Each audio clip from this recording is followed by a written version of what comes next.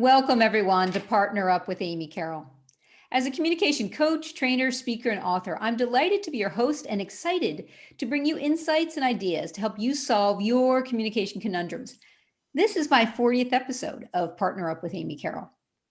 If you want to find out more about me or what the show's about, feel free to listen to previous episodes on my website, carrollcoaching.com, or go directly to the voiceamerica.com business channel, or listen on your preferred podcast app. Now, if you missed last week's show, my guest was my communication compadre and social media woman, T. We discussed conflict triggers and what to do when someone denies a mistake or blames others. We also talked about cultivating compassion, building resilience, and successfully managing conflict, all while wearing your partner pants. Now, everyone knows a brilliant jerk. Someone who would be fired if they weren't so technically qualified and therefore indispensable. Yet they can be toxic, abrasive, and demoralizing. Now, he or she might be a brilliant heart surgeon, yet none of the nurses want to work with them. Well, today, my guest is Dr. Katrina Burrus, a person I've known for close to 20 years now.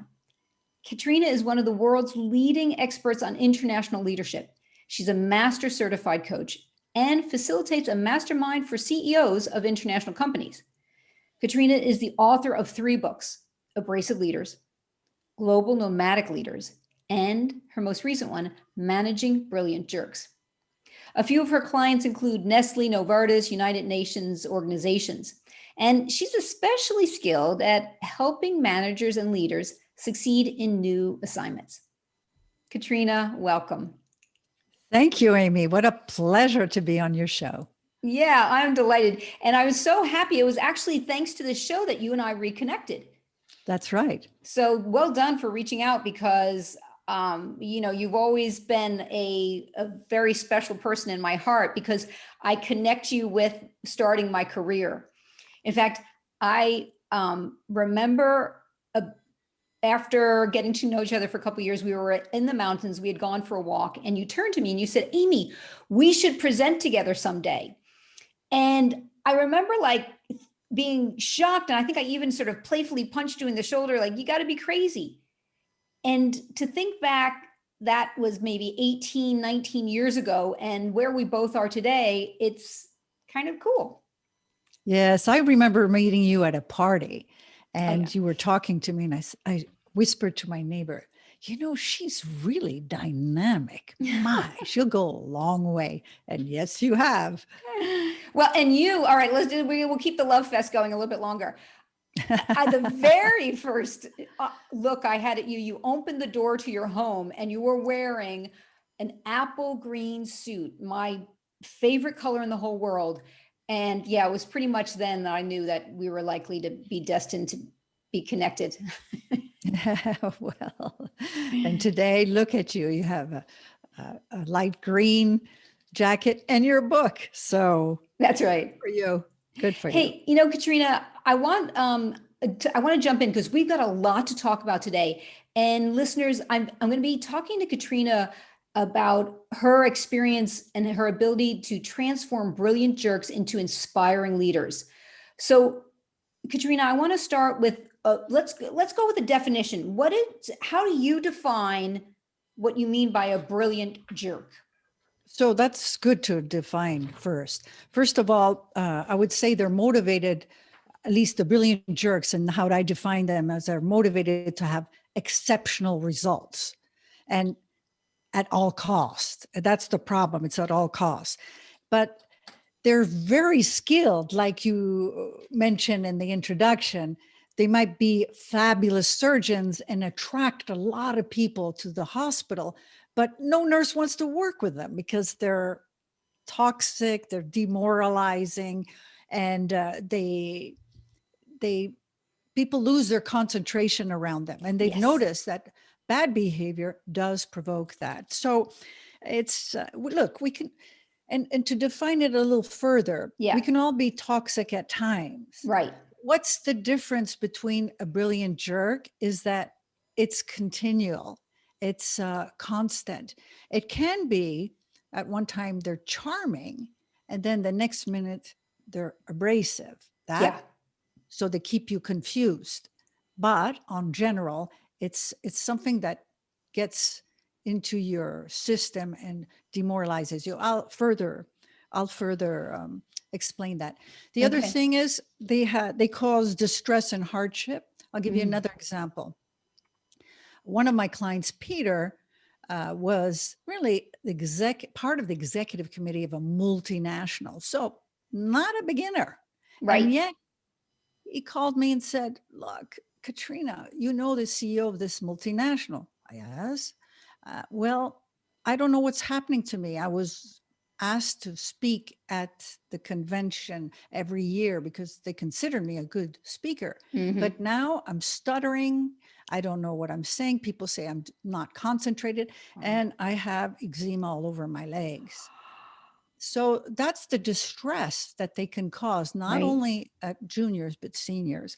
And then finally, they reduce effectiveness in the workplace because by their mood, sometimes people react according to the mood instead of what's best for the company. That's just one example. But Mm-hmm. overall, the effectiveness go down. So what do you think, Amy? How would you define a jerk? Um, I really agree with the part about their intention is to get results and they do it at the cost of the relationships. And I describe it as like they hold too much respect for themselves, not enough for others. They might come across as sarcastic or condescending, and they'll interrupt more than what the cultural norm might be. They'll talk over other people. They're not afraid to raise their voice at times, and that doesn't mean they have to do all of these things in order to be defined as a brilliant jerk. They can just do some of these things, and still it's too much. Yeah. Exactly. And they can even use their body as a way to intimidate. True, very true. I remember one guy I worked for, the secretary was intimidated by him. I had started only a few weeks before, and he didn't dare mess with me, though he went up to her, he raised his hand, he said, "If you were my wife," and now he didn't hit her, and yet he was still threatening that as if that's what he would have done. Oh my goodness. Yeah. Excellent example how Yeah. they can bully physically, and Yeah. especially if they're pretty corpulent, I say. Um, uh, Corpulent in yeah, what French. would we say? Large or robust.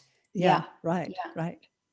And so, how would you distinguish between the brilliant jerk and an inspiring leader? If because you did say at the beginning, everybody can have an edge to them occasionally. So where do you draw the line? Well, I would say that someone that is a brilliant jerk, they see a problem and they interpret it as a threat to their status and their being. And so they lash out to people. They can dominate, like we said, physically, verbally, interrupt, as you mentioned. They can intimidate, but they they attack basically in the fight or flee. That's their preferred system and Attack. attack. Uh, while someone that is not toxic, he will say, "Okay, this person has a problem. Good. Now, what was the cause of the problem? Was it that they didn't have the competence to do it? And so that they'll look at what can they do to help this person succeed, make the job smaller, have a mentor, have training, or they So say, pardon me? yeah, thanks for letting me interrupt. So what you're saying is an inspiring leader doesn't take it personally when there's a problem or some kind of failure. Is that what you're?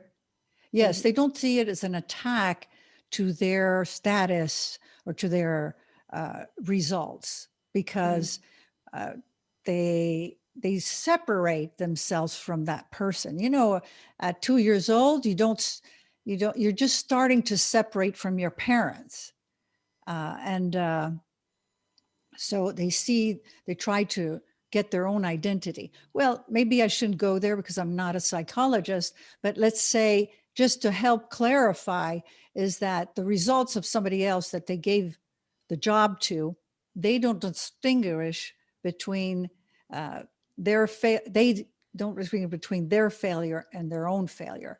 Well, an inspiring leader would say, could step back emotionally and see the person as something totally different and not as a status symbol for them, Got and it. would adapt, but also have leadership agility. What does that mean? That if he couldn't, because he didn't have the capacity to do the job, like I just said, shorten the job, help, mentor, or if it's a motivational issue, for example, it's a totally different problem, he would probably have a heart-to-heart conversation with the person because the person was able to do it, but just didn't want to do it.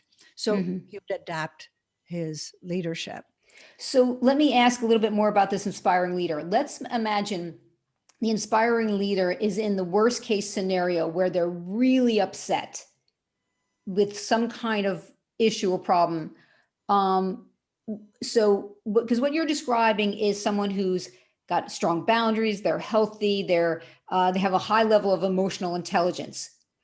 And so Exactly. I'm guessing that an inspiring leader, even under that extreme pressure, is still able to maintain calm and control, even if they're upset, and they might express their upset, though they don't go on the attack like you described the brilliant jerk. Is that Yeah, accurate? absolutely. Good point. Because they feel the upset. They can feel upset, but they have more self-control and basically a clear idea of what the outcome they want and the relationship Mm-hmm.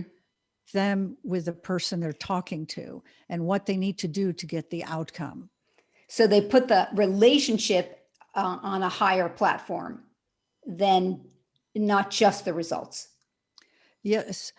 Well, they can also think about the results, but they know they have to work through a person. They're not triggered like somebody that is triggered by, oh, they're affecting my status. They're Got affecting it. me. You see, they Mm-hmm. have some kind of cognitive, you know, Awareness, distance, distance. awareness of the situation and of the other person. Mm-hmm.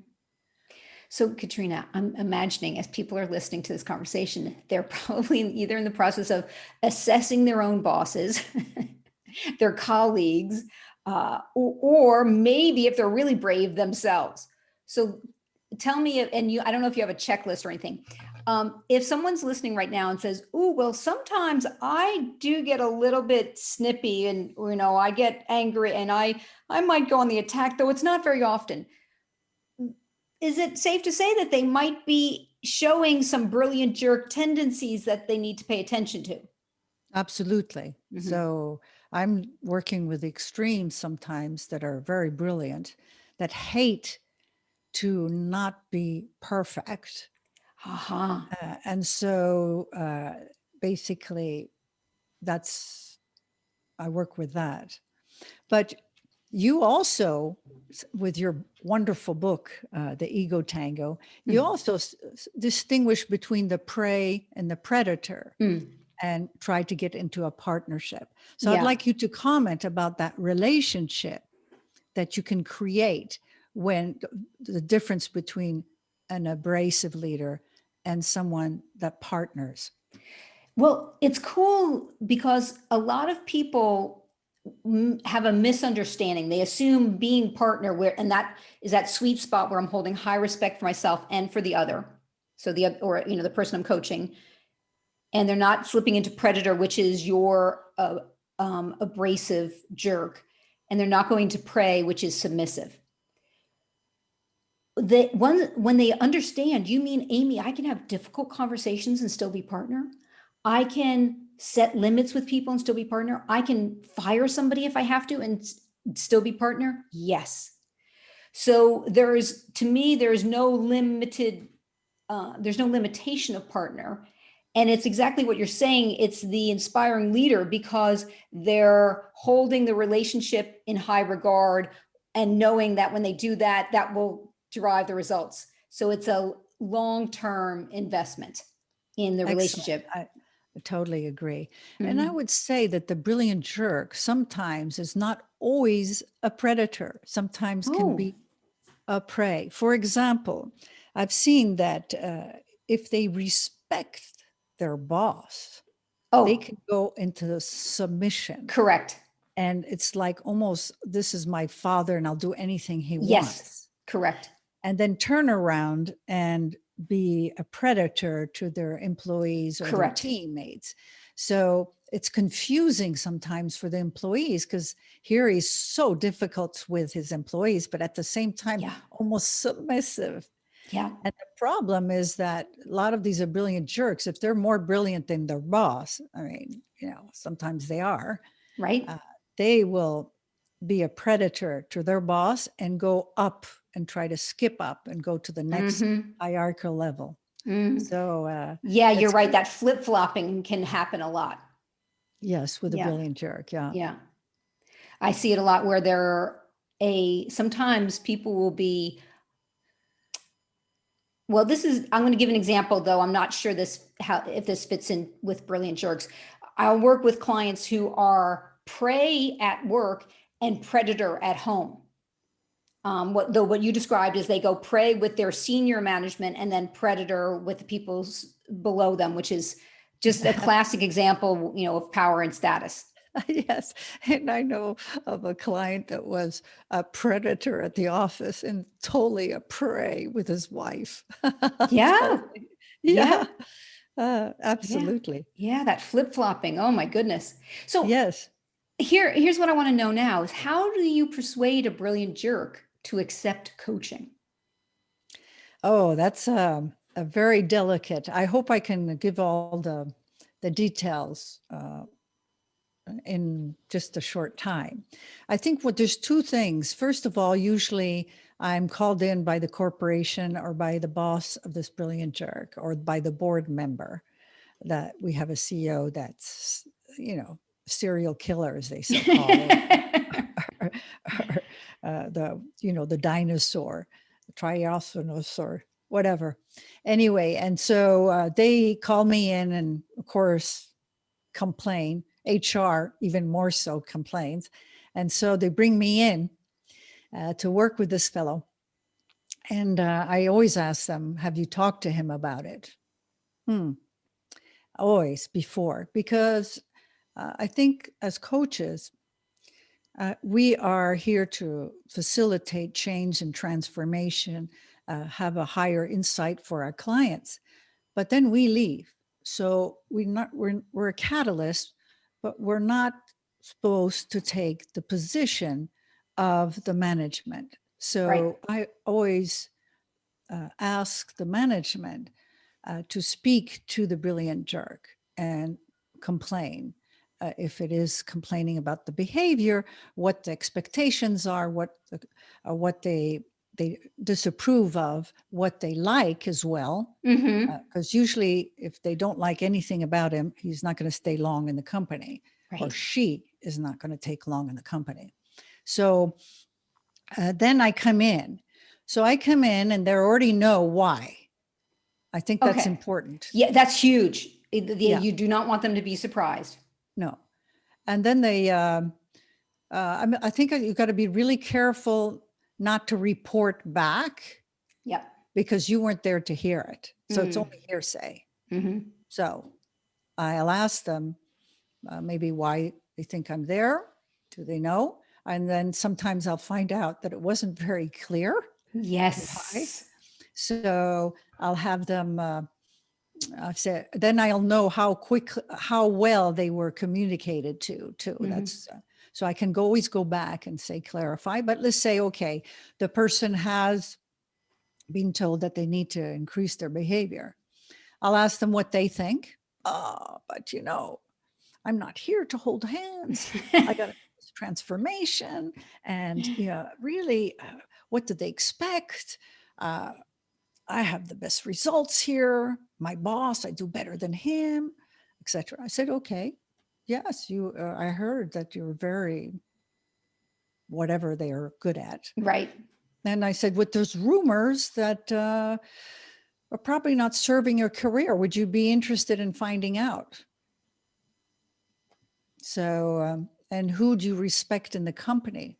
Brilliant question. So because you want feedback to have people they respect, obviously. Absolutely.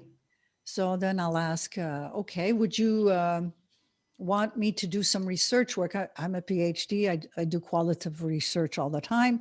So I go there and say, I'll do some research work to see where you're, how people perceive you positively and what contribution you bring to the company and what might be deterring your career. Mm-hmm. Yeah. And then you decide. If you think that's not worth doing the coaching, that's fine. I'm Do here do to you help. get many clients who say no, no thanks? No, because that's my job, is to convince Right. them to at least do the research work. Got it. And I've had these huge men and women, Yeah. when they get the results, Yes. shake. Yeah. So it wasn't my intention. That was a Yeah. joke. Yeah. I wanted to do this and that, and they are perceiving it this way. So then it's, do you want to work on it? I Got had it. a brilliant woman do this, receive the feedback, and she broke down and cried and said, can you ever change? She was desperate, can you really change? And she did. At the end Yeah. of the year, she was voted by the very people that criticized her as leadership candidate of the year. So you can do transformation. And maybe that's the key Wow. message I want to give. And I'm sure you agree,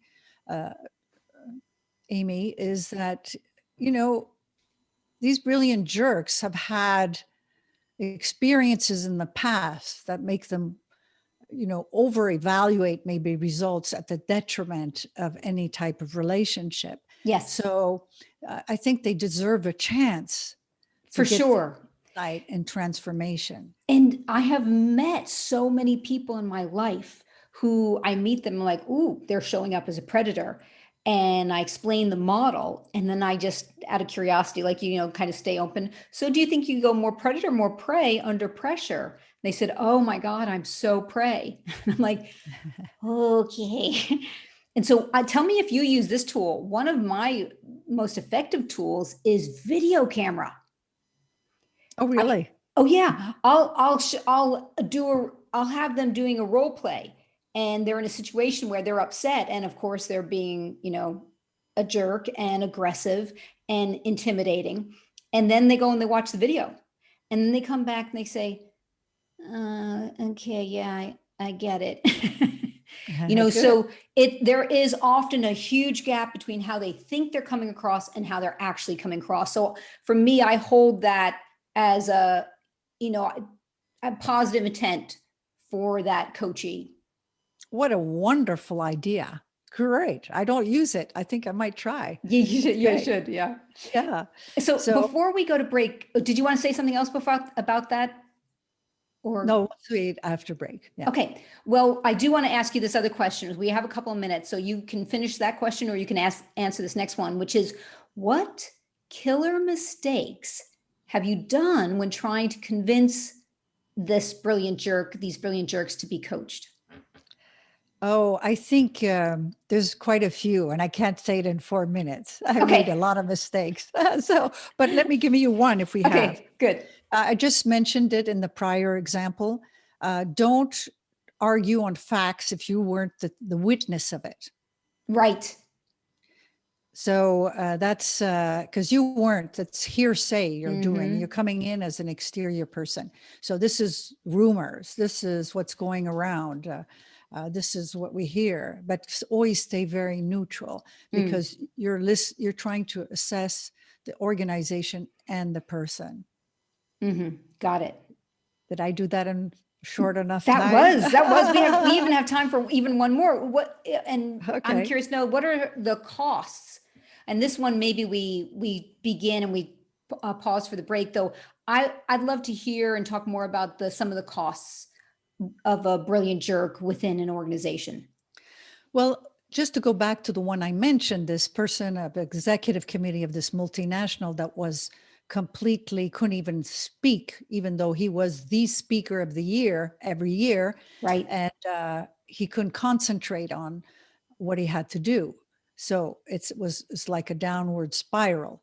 So those, if they're not addressed, it can get even worse. And of course, his productivity, and since he's a top leader, his team productivity is going down. So huge amount of cost, plus high turnover, Right. absenteeism, Burnout. Yeah. burnout, exactly, health issues, presenteeism, which is you're there, but you're not really there mentally. Right. So let's pause that because I want to come back to that point in a minute. Listeners, if you want to connect with Katrina, you can find her on her website, excellentexecutivecoaching.com. That's all one word. And if you're ready to take your superhero partner powers into the next decade, you can join me for my online leadership presence course. You'll find details on my website, carrollcoaching.com. When we come back, we'll hear more from Katrina and the cost of brilliant jerks. Stay tuned. You're listening to Partner Up with Amy Carroll on the Voice America Business Channel. Welcome back to Partner Up with Amy Carroll. My guest today is Dr. Katrina Burrus. We've been discussing brilliant jerks and the cost to organizations when these folks are in charge. So Katrina, before the break, we were talking about presenteeism. Let's talk more about that. So let's define it. You can tell I've done my PhD and I need to define it. So first of all, it's being present at the workplace, but mentally distracted. Okay. So you're probably more worried about what just happened and the abrasiveness of your leader rather than focusing on your work. So that's a quick definition of presenteeism. So have you noticed that in your practice, Amy? Holy smokes. Well, I've noticed it in my own life before I had transformed from predator to partner more consistently. And before I started my own business, and I was working for a lot of brilliant jerks and some not so brilliant. Sometimes they were just jerks. And I was a predator. So we would go, like the head to head. And I couldn't believe the amount of time I spent obsessing about I felt indignant and self-righteous and angry and frustrated. And even at some moments, considering revenge. So not only was I not doing my work and present to my work, I was actively fantasizing about, making this guy miserable. I may have done a little bit of passive aggressive behaviors. I didn't do anything illegal or unethical that I can remember. Well, that's a very important point that you pointed out, is that they can get passive aggressive, the people that are victim of, the predator. And so, it's even can go to some degree where someone wants to come back and shoot the person. He can go to that degree. Right. Yeah.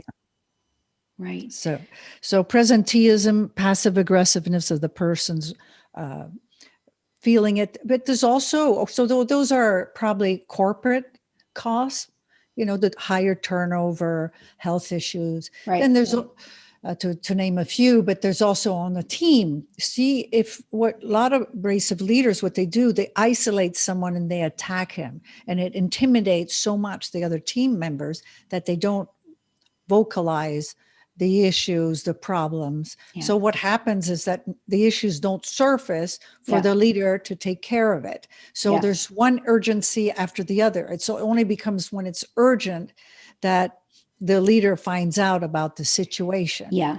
Yeah. I say that a lot to leaders. I say, the higher you go in the organization, the more important that you hear from other people, that they're your eyes and your ears. And if you're someone who's intimidating or impatient or frustrated, people will avoid telling you stuff they think you need to know if it's going to upset you.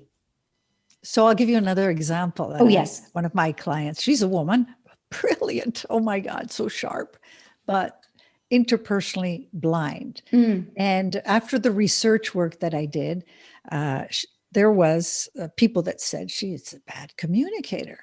Okay, so what do you mean by a bad communicator? Well, when I'm supposed to talk with her, she walks 3 steps ahead. And every time I ask a question, she rolls her eyes and sighs. And so, the person didn't dare even ask questions. And she was brilliant, and she was impatient with these people that asked her questions, that were for her something very insignificant. And she processed information so quickly. So we all can be impatient, but to walk 3 steps ahead and sigh and roll your eyes, and she was totally unaware of it. That's the kind of detail you have to bring back to some degree to these leaders so that they know exactly what they need to do. Yes. Yeah. And what you said, that she had no idea. Exactly. And the minute it's brought up, oh, well, they can see, well, that is unacceptable. I'll stop doing that. And sometimes they're able to change that behavior immediately. Yes, because they're brilliant too, usually, at least the ones I work with. Right. So how can we improve our skills for dealing with brilliant jerks? Well, as I mentioned, there was my mistakes that I did, and I learned the hard way. So we could go back to that one, don't argue on the facts. For example, one brilliant jerk that I was working with worked on construction, and one of the person left the construction site in a little bit of a disarray, wasn't perfect. And so he took the fellow's phone and threw it, and it broke into 1,000 pieces. So, of course, HR was horrified, and I found out this. So I said, HR went to this fellow and said, look, what happened? You broke his phone. Oh, no, I didn't. No, I didn't. It didn't break. You see? So what do you do? So it's always like keeping a step back. So this is what I heard. I want to hear your point of view. Whatever. This is the consequences of how they live the situation. And so that's one of the things. So no fact battling. The other thing, as I also mentioned previously, is don't take the position of the boss. If the boss needs to make a message and give a message to the brilliant jerk, they have to do it, not the coach. I'll give you a very bad mistake I did. Okay. Yep. I've made that mistake. So this fellow was a brilliant, brilliant lawyer. And I talked to his boss, and he was interpersonally difficult. And he said, look, if he doesn't change I'll give you 6 months. But if I don't see behavior change, I'm going to fire him. Oh, I said, oh my God, my poor client. And of course, we're in the helping profession, right? We want to protect our clients. And I talked, and he seemed to be oblivious of it.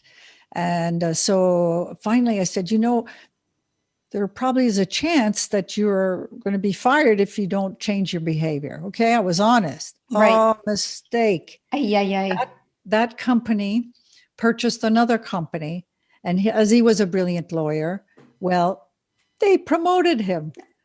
So where was my credibility? Right.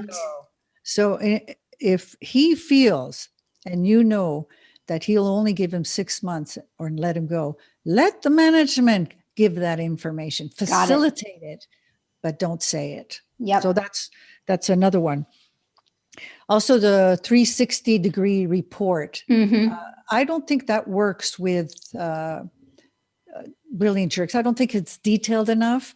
And, Amy, I mean, the 360-degree, we work in multilingual environments, and especially with international organizations. So there's different languages. And of course, you'll say, but the 360 does give you comments. So he can write the comments, or she can write the comments. Well, yes, but that's dangerous, because since it's maybe not their mother tongue English, even though they're writing in English, they can figure out who said what by the way the phrase was done. So Right. 360 doesn't always protect the people's anonymity, Yeah. and it could be quite distasteful for the Yeah. people that are giving the feedback. Yeah. Plus, if they say they're 0 on communication out of 5, 5 being the best and 0 nothing. Well, what does that mean? What can they do? Okay, so they're bad communicators. And I've had a client that received 360-degree feedback for 5 years that he was not good with his employees. Well, he never changed. So I really think it's you need to go more in depth. Like the example I just gave is that Right. this woman walked 3 steps and rolled her eyes. You need that kind of Yes. detail so that they can really know not only the situation, but know how to change, and then also help them change over a longer period of time so that they can integrate new behavior. So what do you think of that, Amy? I'm totally with you on that. And that's why the video camera helps my life so much, because it's right there in 3-dimensional color, and it's much harder to deny it. And then, and my style of coaching is so obnoxious. I drill the behavior, relax the eyebrows, because when my eyebrows go up, I'm going to look either judgmental or angry. And so I literally, Katrina, I don't know if you ever knew this, I will tell people when it's virtual or when it's face-to-face, I get some Scotch tape. I say, okay, take a piece of Scotch tape and put it on your forehead when your forehead is nice and relaxed, and then call somebody who makes you crazy. And then they can start to feel the eyebrows are dancing, because beforehand they say, what are you talking about? My eyebrows are fine. Great. Excellent idea. Yeah. So how do you convince them to be videotaped with a client or with an employee? I'm videotaping them doing role plays with them. I'll play the employee and I have them say, okay, if you have to fire me or you have to give me bad news or you're upset about something, and they go right into the role play and they just rip into me. And then after about a minute or two, then I'm starting to roll my eyes. I'm like, and there have been times I'm like, you've got to be kidding me. You seriously talk to people that way? So, sometimes I'll slip out of coaching mode and be like, oh my gosh, that's insane. We have a good laugh about it. And then they, sheepishly say, okay, maybe there's an issue I need to look at. Yeah. So they relax and you make it playful. That's very, wonderful. very. And I think that's an important part, because it's easy to go to shame or guilt or embarrassment. And I really encourage people to resist the temptation to have those feelings and really just stay present, see if we can just identify it as a behavior, not judge it too much. I bring in the playful judgment as a way to laugh it off. Yes. So, Katrina, I'm really curious to know, I know you have this 7-step process for transforming these brilliant jerks into inspiring leaders. Would you share some of that process with us? I'm very interested. So there's self-awareness. I'll make that easy. I can't go through it all because it'll take too much time, but I'll just go self-awareness, boss awareness, team awareness, stakeholder awareness, execution of the feedback, and then inspiration. Last but not least is looking at the organization and seeing what behavior they're encouraging or just not encouraging. For example, if I transform, that is through the coaching process and helping the brilliant jerk transform into inspiring leader, but then I bring them back to the organization, and the organization values sort of that toxic behavior. Well, it's like bringing a recovering alcoholic back to the bar with his drinking buddies. Right. So not going to last long. No. So basically, there's also, I do consulting work to see if the company, how they encourage good leadership behavior. What do they have into place to encourage that? How do they evaluate it? What is rewarded in the company? What helps, what makes that people are fired? So all that is research to really get into the corporate culture. So that's also part of one of the steps, and to see the corporate culture. So yeah, I would say that those are all the steps. Now, self-awareness, we all know that Daniel Goleman says if you don't have self-awareness, you can't have social awareness. You only have Right. 4%, I think. So that I think most coaching do that. But I don't think Go into some more detail. Let's imagine I am the brilliant jerk and you're wanting to help me become more self-aware or team aware. How do you explore that with people? the self-awareness. Well, I do an inventory, which is how they think, how they make decisions, what's their preference, what might they be overlooking, and so where's their brilliance, and that I follow up with research work. So Okay, to so there's a find out. lot of behind the scenes Yes. assessments and analysis to really determine where they're standing in these different areas. Yes, how they learn, also what's their learning style, what's their thinking style, and that I also verify later by saying how they make decisions. Is there a correlation between either with the learning style or the thinking style that might tend to lead more people to become a brilliant jerk? Not to become, I would say sometimes an incredibly good skill that they have. First, they're very bright and they're very analytical, and they really validate every decision they do by facts, but have low interpersonal skills. Well, they'll come down on someone that is not as quick thinking or as Yep. thorough and just destroy their confidence. Yeah. So you could find sometimes profiles that are weak in the interpersonal, at least in the preference and in the values, and very good analytically, and be quite abrasive. But I also want to come back, Amy. One of my clients, they had immigrant parents, and that wanted to be socially very validated in this new environment. And they put huge amount of pressure on their two kids to perform. Okay. So the eldest son was the highlight of these parents, and the daughter was sort of left aside. Everything was based on the eldest son. He was the rising star. And the daughter was doing average at school, and the son was trying to excel. But then at one point, he couldn't stand the pressure, and he left to do something totally different in an environment, a farming environment. Uh-huh. So he wouldn't ever feel the pressure. But guess what happened to the daughter? She excelled. She took some of that light that her brother had and started excelling in school. Absolutely. And then again, everything, she was only as good as her last success, because love was pretty conditional in that sense.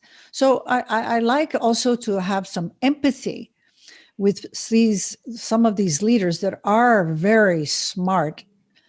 They are very impatient. They want absolutely 100% results, and always insecure, which makes them want to have the status symbol that, hey, they're doing well. Right. So this is gives me empathy for a lot of these people, even though, my goodness, can they destroy people? Yeah. And I think that's a beautiful thing to offer them empathy, whether they're aware that you're doing it or not, because I think that is something, a topic I explore with people. I bring in nonviolent communication, and that's talking about feelings and needs. It's kind of a fancy term for being able to say what you need to say in a way that's kind. And so I show them how to give themselves emergency self-empathy. I was just doing this with a client earlier today, and the client was astonished. Oh my gosh, what am I needing? I don't know. She was so excited by the question. She's like, oh, let me think about that. And when we're identifying what we're feeling and needing, often it will calm us down. And it's a way to give ourselves emergency self-empathy. And then I use the model to help them phrase what they need to say in a way that is going to be more considerate, more caring, more kind towards other people.